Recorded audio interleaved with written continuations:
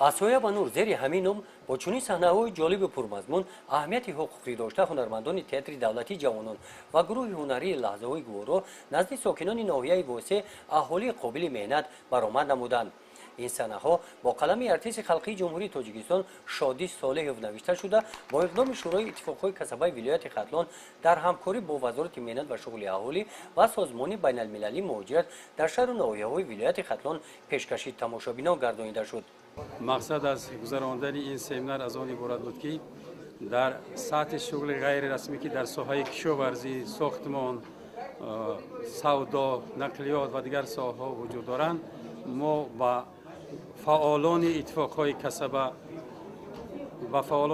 کسبه بار دیگر راه و اصولهای کاربری با این را آموزاندیم و طلبات زمان معاصری که امروز است با آنها فهمانده دادیم که در زمان معاصر باید که ما بیشتر با کارفرما با تشکیلات‌های غیر دولتی کار نماییم که در تشکیلات‌های غیر دولتی نیست توانیم ما حفظ حمایه حقوق‌های اجتماعی، اقتصادی، ذهنی و معنوی کارمندان را حمایت کرده توانیم.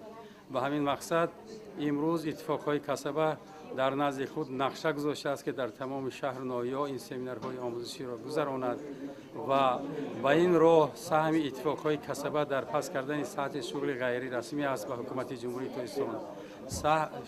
سهم اتفاقهای کسبه در اندوختی اندازی اجتماعی است که برای پرداخت مزد مهنت کارمندان روانه کرده شده است.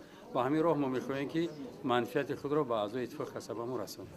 مضمون صحنه‌ها با موضوع حمایت حقوق مهنت، ماهیت شهرنامه مهنتی، حمایت حقوق‌های اجتماعی کارمندان، سریع سپاریدن انداز، نقش شغل رسمی، آموزش شغل رسمی و نقش اتفاق‌های کسبه در سمت گزارش به شغل رسمی عبارت بودند. بین صحنه‌ها عاید این موضوع با تماشابینان سوال و جواب‌ها برگزار کرده شد. در سوال و جواب‌ها عاید حقوق مهنتی تماشابینان فعالانه شرکت نمودند.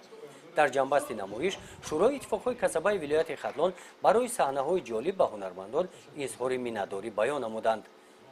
گزارش خواجه نظریف خدای نظر ظهورов از ناحیه واسه برای برنامه اطلاعاتی نوید.